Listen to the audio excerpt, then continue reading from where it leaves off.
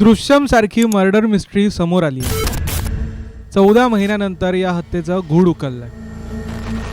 छत्रपती संभाजीनगरमध्ये ही घटना घडली आहे. एका चुलत भावाने आपल्या भावाचा खून केलाय आणि त्याचा मृतदेह पुरलाय. 14 महिन्यानंतर भावाच्या मृतदेहाचे अवशेष सापडलेत. 2 JCB वापरून 7 ते 8 तास 1 किलोमीटर परिसर खोदून या मृतदेहाचे अवशेष हाती लागलेत. 14 महिने या आरोपीने जर पोलिसांना गुंगारा दिला होता, मग माशी शिंकली कुठे? हा आरोपी पोलिसांच्या हाती लागला कसा, जाणून घेऊयात. राहुल उर्फ बाळा साळवे, राहणार छत्रपती संभाजीनगर. अविनाश साळवे, राहणार छत्रपती संभाजीनगर. बाळ्या आणि अविनाश हे दोघे सख्खे चुलत भाऊ. अविनाश साळवे हा ड्रायव्हर म्हणून काम करायचा, पण 2 जानेवारी 2023ला अविनाश आणि त्याच्या बायकोची भांडणं झाली. भांडण झाल्यावर अविनाश रागाच्या भरात निघून गेला, पण दुसऱ्या दिवशीही अविनाश घरी परतलाच नाही. दुसरा दिवस, तिसरा दिवस असे अनेक दिवस झाले, पण अविनाश घरीच आला नाही. घरच्यांना अविनाशची काळजी वाटायला लागली. त्याचा शोध घ्यायला कुटुंबियांनी सुरुवात केली. तो कुठेच सापडला नाही, तेव्हा कुटुंबियांनी पोलिसांकडे तक्रार केली. पोलिसांनी तपास सुरू केला तेव्हा त्यांना एक विचित्र बाब लक्षात आली. अविनाश बेपत्ता झाल्यापासून त्याचा चुलत भाऊ बाळा साळवेही बेपत्ता होता, पण त्याची हरवल्याची तक्रार कोणी केलीच नव्हती. पोलिसांनी तपासाची चक्र फिरवली. अविनाशसोबत बाळ्याचाही शोध घ्यायला सुरुवात केली.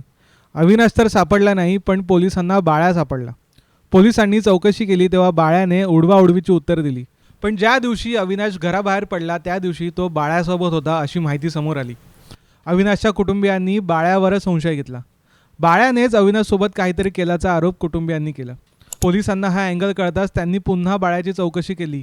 पोलिसी खाक्या दाखवताच त्याने खरं खरं कबूल केलं. बायकोसोबत वाद झाल्यावर अविनाश बाळ्याला भेटला.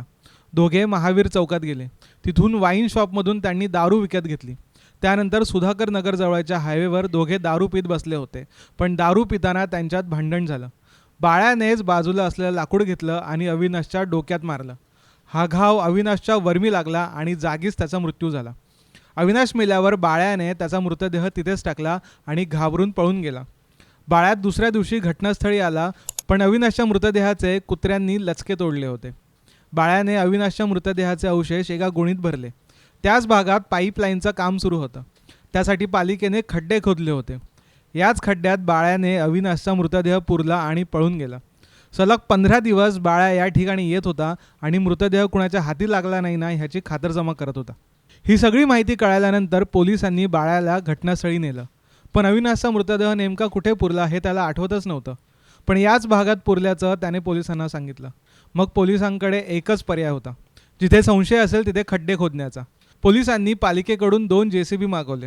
जिथे पाईपलाईनसाठी खड्डे खोदले होते तिथे पुन्हा खड्डे खोदले गेले. खड्डे खोदल्यावर पालिकेचे पाईप सापडले, पण मृतदेहाचे अवशेष काही सापडले नव्हते. सकाळी 9:30 वाजता हे खोदकाम सुरू झालं. शेवटी 5-5:30च्या सुमारास एका मानवी अवशेषाची 2 हाडं सापडली. 7 ते 8 तासात 2 JCBंनी मिळून 1 किलोमीटर परिसर खणून काढला. तेव्हा एक मानवी मृतदेहाचे अवशेष सापडले. पोलिसांनी हे अवशेष ताब्यात घेतले आणि फॉरेन्सिक चाचणीसाठी लॅबोरेटरीमध्ये पाठवले. पण असं काय झालं की बाळ्या अविनाशच्या जीवावर उठला? बाळ्या आणि अविनाश हे चुलत भाऊ होते, पण दोन्ही कुटुंबात वाद होता. अविनाशचे कुटुंब नेहमी बाळ्याचा अपमान करायचे. हा राग बाळ्याच्या मनात होता. जेव्हा अविनाश बायकोशी भांडून घराबाहेर पडला तेव्हा तो बाळ्याला भेटला. दोघे दारू प्यायले. बाळ्याने अविनाशसोबत जुना वाद उकरून काढला आणि दोघांचं कडाक्याचं भांडण झालं आणि त्याच रागाच्या भरात बाळ्याने अविनाशचा खून केला. जर 14 महिने बाळाने हा खून लपवला होता, तर मग माशी शिंकली कुठे? दृश्यममध्ये अजय देवगण खुनाची कबुली देतच नाही, पण इथे बाळाने खुद्द खुनाची कबुली दिली. परत दृश्यममध्ये पोलिसांना जेव्हा कळतं की मृतदेह अजय देवगणच्या घराच्या अंगणात पुरलाय, तेव्हा पोलीस तिथे खोदकाम करतात, पण त्यांना एका कुत्र्याच्या मृतदेहाचे अवशेष आढळतात. पण बाळाच्या केसमध्ये खड्ड्यात मानवी मृतदेहाचे अवशेष सापडलेत. त्यासाठी पोलिसांनी हे अवशेष फॉरेन्सिक चाचणीसाठी पाठवलेत. पण ज्या अर्थी बाळाने जिथे मृतदेह पुरला होता तिथेच हे अवशेष सापडलेत. फॉरेन्सिक चाचणीत जर हे अवशेष अविनाशचे असतील तर बाळ्याला खुनाच्या आरोपाखाली अटक होईल आणि शिक्षासुद्धा होईल. पण जर हे अवशेष अविनाशचे नसतील तर खऱ्या अर्थाने ट्विस्ट येईल. ब्युरो रिपोर्ट, साम TV न्यूज, छत्रपती संभाजीनगर. देश विदेशातील प्रत्येक घडामोडींचे लाईव्ह अपडेट मिळवण्यासाठी आता साम टीव्हीच्या सर्व सोशल मीडिया प्लॅटफॉर्मला लाईक, फॉलो आणि सबस्क्राईब करा. तसंच सर्व नोटिफिकेशनसाठी बेल आयकॉन प्रेस करायला विसरू नका.